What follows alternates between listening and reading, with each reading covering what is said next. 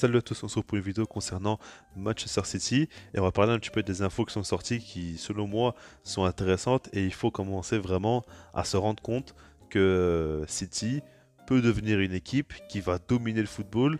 Ils sont déjà en train de le faire, mais je pense qu'ils peuvent faire encore bien plus, notamment sur la scène européenne.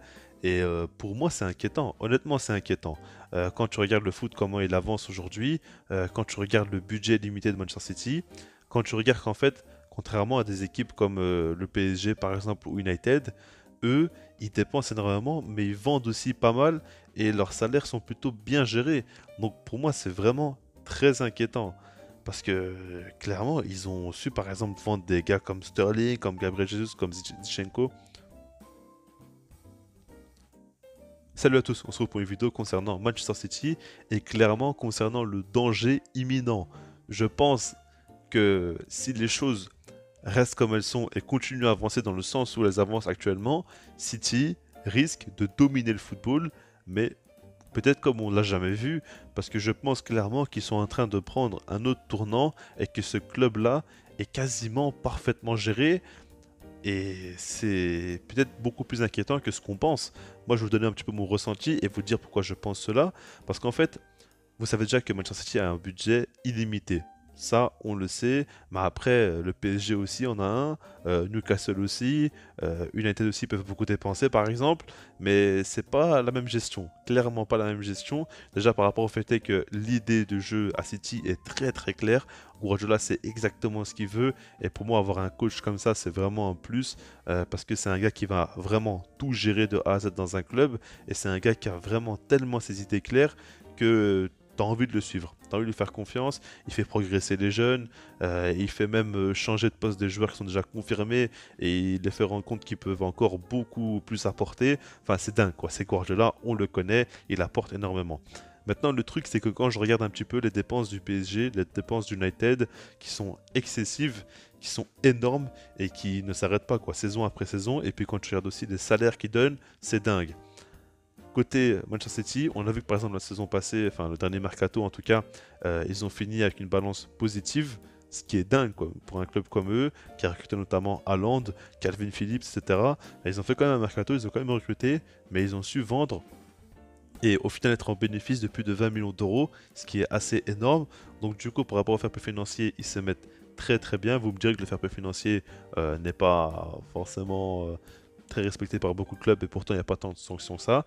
C'est vrai, mais je pense qu'il y a quand même des limites et qu'à un moment donné où tu pourras pas non plus dépenser comme tu veux.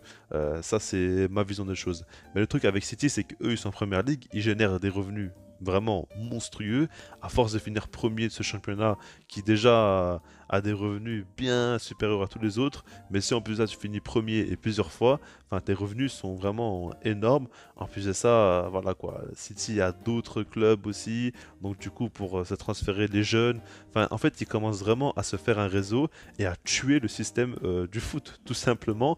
Donc là ça devient inquiétant. Vraiment, ils commencent à préparer l'avenir avec pas mal de jeunes déjà dans l'effectif qui sont présents, mais en plus de ça, c'est une équipe qui se connaît quand même très très bien aujourd'hui, avec énormément d'automatisme. Et là, on parle de transferts qui pourraient être assez dingues, parce que je pense que City aujourd'hui est vraiment dans une idée où ils veulent faire chaque fois des mercatos d'ajustement, mais avec de très très grosses recrues. Ils vont cibler, on va dire, une ou deux recrues par mercato, mais ces deux joueurs-là vont être assez dingues. Et puis à côté de ça, ils vont vendre, mais ils vont vendre des joueurs qui sont plutôt des remplaçants, mais qui ont une cote assez folle sur le marché. En fait, c'est vraiment assez dingue parce que le remplaçant qui joue à Manchester City pourrait être titulaire dans la plupart des très grands clubs à l'heure actuelle. Donc ça, c'est quand même assez inquiétant et ça prouve à quel point leur effectif est en avance sur les autres. Et puis aujourd'hui, quand je vois un petit peu les rumeurs, quand je vois des joueurs sur lesquels ils veulent clairement recruter, ils veulent se mettre tout simplement, on voit par exemple déjà Raphaël Leao. Leao, je ne vous cache pas que je suis très très fan du joueur et je pense clairement que c'est l'un des jeunes au plus fort potentiel. Alors avant un petit peu de parler de lui, ce qu'il faut quand même prendre en compte, c'est que Milan, je pense qu'ils vont tout faire pour le garder. Milan a un projet de reconstruction qui est très très sérieux, ils travaillent très très bien et il faut dire ce qui est, si jamais ils vendent Leao, bah, ils pourront pas avoir un autre joueur comme ça d'un tel niveau. ça coûterait beaucoup trop cher pour eux. Et alors, ok, ils pourraient miser sur un jeune joueur et essayer de le faire progresser, mais ça prendra du temps, alors que les AO te proposent quand même beaucoup de certitudes. Maintenant, vous pouvez me dire que oui, si jamais ils vendent pour plus de 100 millions d'euros, ça peut être bénéfique pour eux. Je sais pas, parce qu'en fait, je pense vraiment que les AO pourraient attirer d'autres joueurs à Milan et pourraient vraiment instaurer, on va dire, quelque chose de grand à Milan et ça pourrait être, on va dire, la tête d'affiche du projet. Et ce serait quand même assez fort que la tête d'affiche du projet soit un joueur qui est déjà là-bas depuis quelques années et qui a grandi vraiment à Milan, qui a fait ses plus belles années là-bas. Et en dehors de ça, il a quand même joué à Lille, etc. Ok, mais il n'a jamais été au top du top. Il a été qu'une promesse et à Milan, bah, tout simplement, il a explosé.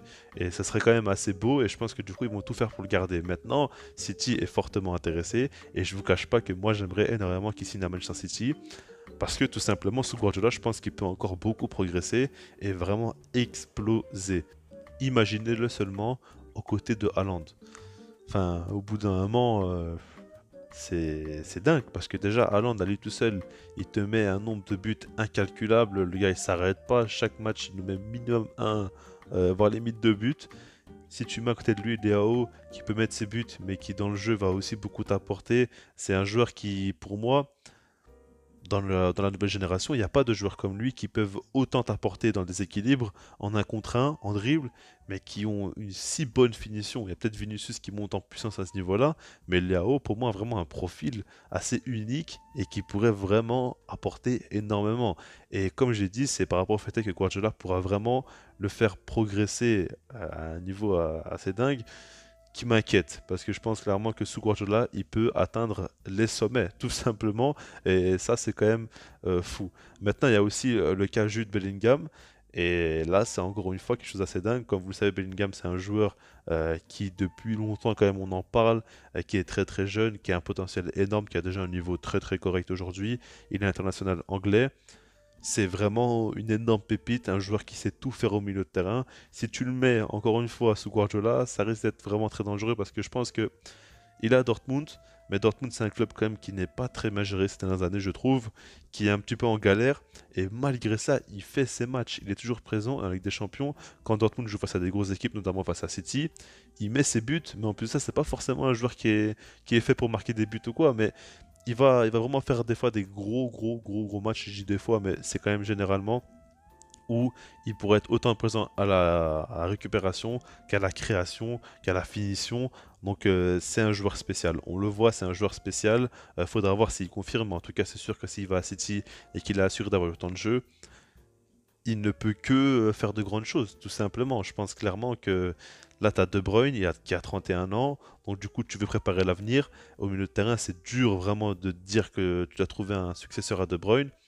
Je dis pas que Bellingham peut forcément en être un, mais en tout cas, c'est sûr que c'est rassurant de se dire qu'il y a Bellingham derrière qui arrive pour remplacer De Bruyne, quoi. C'est déjà quand même quelque chose d'assez grand qui pourrait être accompli par Manchester City. Mais en tout cas, voilà, quoi. Ce serait deux recrues extraordinaires. Alors attention, ça risque d'être très compliqué. C'est deux joueurs qui risquent de coûter plus de 100 millions d'euros. Ce sera des énormes coûts. Maintenant, City peut se le permettre, en fait. C'est ça le problème. Donc, du coup, ils peuvent le faire. Ils peuvent proposer des sommes assez dingues à Dortmund et à Milan. Donc, c'est inquiétant. Honnêtement, c'est inquiétant. Ce que construit Manchester City, voilà quoi, c'est dingue. Tout simplement, c'est dingue. Et ça commence vraiment à faire peur, quoi. Clairement à faire peur parce que t'as l'impression que le club est parfaitement géré. Économiquement, ils arrivent vraiment à faire en sorte qu'ils peuvent dépenser autant d'argent qu'ils veulent. Et ils le font toujours intelligemment, avec un fond de jeu qui est extraordinaire, avec un Guardiola qui est vraiment en train de continuer à apprendre des choses et à améliorer son jeu. On peut se demander clairement jusqu'où ils vont aller. C'est ça vraiment la question qu'on se pose. En tout cas, moi j'attends de voir, mais voilà. Dites-moi dans les commentaires ce que vous en pensez par rapport à tout ça, et puis sinon moi je vous dis peace.